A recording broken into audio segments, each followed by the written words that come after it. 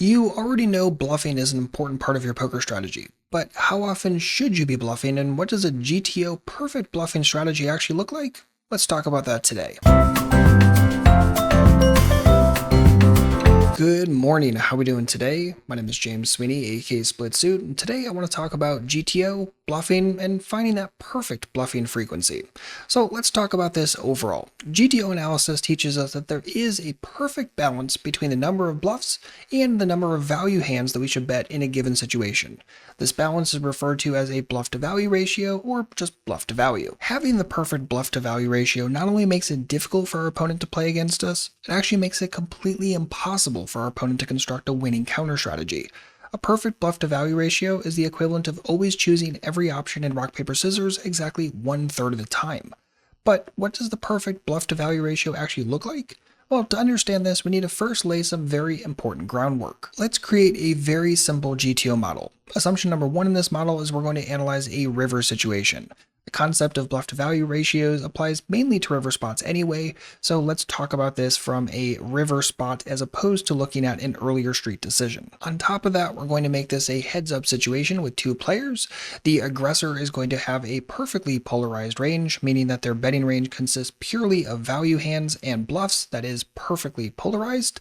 And we're also going to say that our defender in this situation has a range of pure bluff catchers. This means that none of the hands in the defender's range can ever beat the aggressor's value hands at showdown. However, all the hands in the defender's range will always win at showdown against the aggressor's bluffs. The defender is also going to be last to act or in position on the river in this situation. And if you've been reading my book GTO Gems, you know that in the book this is referred to as the perfect polarization model. So given the situation that we have crafted in this situation, what is the perfect bluffing frequency? Well, when making use of this model, the perfect bluff to value ratio is entirely dependent on the size of the aggressor's bet. And the easiest way of calculating the perfect bluffing frequency for the aggressor is simply to consider the pot odds that the defender is getting when facing that bet. So let's take a simple example where the aggressor is going to bet $100 into the $100 pot on the river with a perfectly polarized range. Given all this, how often should the aggressor be bluffing here? Well, let's start by calculating the pot odds that the defender would be getting. The defender would be risking $100 to win the $200 pot, right? $100 starting pot plus the $100 bet of the aggressor. They are therefore getting 2-to-1 pot odds. So as the aggressor, they should be bluffing the same percentage as the pot odds the defender is being offered. So 33% of the time in this situation, meaning that of their overall range, 1/3 of it should be bluffs and the remaining 2/3 of that betting range should be value hands. If we do this and formulate our bluff to value ratio exactly this way, it is impossible for our opponent to beat us here. Now at this point you may be wondering, how the heck does that even work out? Well, let's flip the tables and look at this from the defender's standpoint in this situation. So whether or not the defender should call the river with their bluff catcher is dependent on what? Well, the pot odds that they're getting. So the defender can profitably call if they expect to win more often than their pot odds percentage. Let's break this down real quick. So in this situation, the defender is getting 2-to-1 pot odds, right? Which means they have a 33% break-even percentage. Meaning that if our aggressor is bluffing more than 1/3 of the time, then our defender should always call because that's going to be plus EV, right? They're simply winning more often than the required pot odds percentage based upon the numbers and ranges that we're assigning right this moment. On the other hand, if the aggressor is bluffing less than 1/3 of the time, then the defender should always fold because calling would be negative EV or unprofitable since the aggressor is not bluffing frequently enough according to game theory. Now if, and it's a big if, but if the aggressor bluffs at the perfect frequency, exactly 1/3 of the time, there is nothing the defender can do to exploit the aggressor.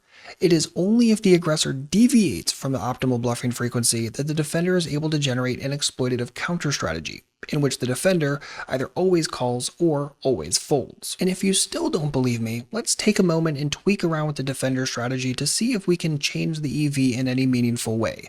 But we have to keep in mind that folding more is not going to help the defender, since the EV of folding is always going to be $0. Instead, let's consider the defender's EV when they call to see if we can increase their profits. So there are two possible outcomes that can occur when the defender calls the river with a bluff catcher. And the following is exactly kind of the two major scenarios we have. So scenario one is that the bluff catcher is going to win $200, the $100 pop plus the aggressor's $100 bet, because the aggressor is bluffing. And this happens 1/3 of the time and wins exactly $66.66 per hand in the long run. Scenario 2 is that the bluff catcher is going to lose $100 because the aggressor is value betting in this scenario, and we end up paying it off and losing the hand. And this is going to happen 2/3 of the time. It is going to lose $66.66 per hand in the long run. Add those two numbers up and we see an exactly $0 EV. So the amount the defender wins when the aggressor is bluffing is perfectly balanced by the amount the defender loses when the aggressor is value betting.